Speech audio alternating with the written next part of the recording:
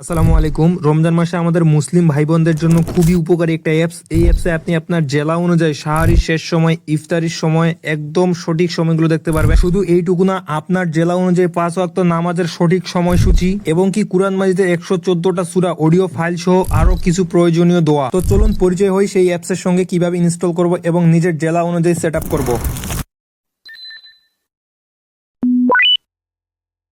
আচ্ছা, অ্যাপটি ইনস্টল করার জন্য আমরা সিম্পলি চলে আসবো প্লে স্টোরে। প্লে স্টোরে আমরা সার্চ বক্সে টাইপ করব মুসলিম ডে। জাস্ট আমরা মুসলিম ডে লিখে সার্চ করলে প্রথমেই চলে আসবে অ্যাপটি। এই অ্যাপটিকে আমরা এখান থেকে ইনস্টল করে নেব। মাত্র 14 এমবির অ্যাপ। তো আমি অ্যাপটিকে এখান থেকে ইনস্টল করে নিতেছি। ইনস্টল হয়ে গেলে সিম্পলি আমরা অ্যাপটাকে ওপেন করব। ওপেন করার পরে আমাদের এরকম একটা ইন্টারফেসে নিয়ে আসবে। এইখানে আমাদের জেলা নির্বাচন করতে হবে। তো জেলা নির্বাচন করুন, এইখানে ক্লিক করব। এইখানে ক্লিক করে আপনার যে জেলা, আপনি সেই জেলাটা সিলেক্ট করে নেবেন। তো আমার জেলা দিনাজপুর, আমি দিনাজপুর এখান থেকে সিলেক্ট করে নিতেছি। এরপর নিচে আমরা সেভ বাটন পেয়ে যাচ্ছি, এখান থেকে সেভ বাটনে ক্লিক করব। এখন আপনি কোন মাযহাব অনুযায়ী আপনার সময় দেখতে চান, তো আমি যেহেতু হানিফি অনুযায়ী দেখতে চাই, এখান থেকে হানিফি সিলেক্ট করে দিব। দিয়ে আমরা নিচে সেভ বাটনে ক্লিক করব। এরপর নোটিফিকেশনের জন্য এলাও চাচ্ছে, এখান থেকে পারমিশন দিন, এইখানে ক্লিক করব। এরপর এলাও করে দিব।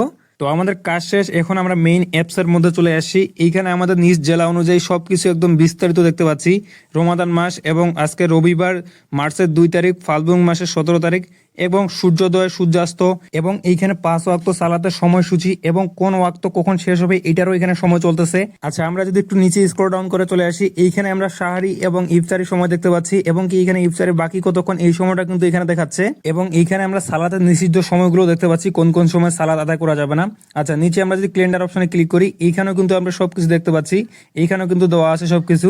এবং ক্যালেন্ডারের পাশে আমরা পেয়ে যাচ্ছি কোরআন অপশন। এখানে যদি আমরা কোরআন অপশনে ক্লিক করি, এখানে আমরা কোরআনের 114টা সূরা এখানে অডিও ফাইল হিসেবে পেয়ে যাবো। এগুলো কিন্তু আমরা এখান থেকে শুনতে পারবো। এবং কোরআনের পাশে কিন্তু আমরা দোয়া অপশন পেয়ে যাচ্ছি। এখানেও কিন্তু আমাদের অনেক প্রয়োজনীয় কিছু দোয়া আছে। অ্যাপসটি আসলে একটি উপকারী অ্যাপস, যাদের প্রয়োজন হবে আমরা অ্যাপটি ব্যবহার করতে পারি। আজকের ভিডিও এই পর্যন্ত। আল্লাহ হাফেজ।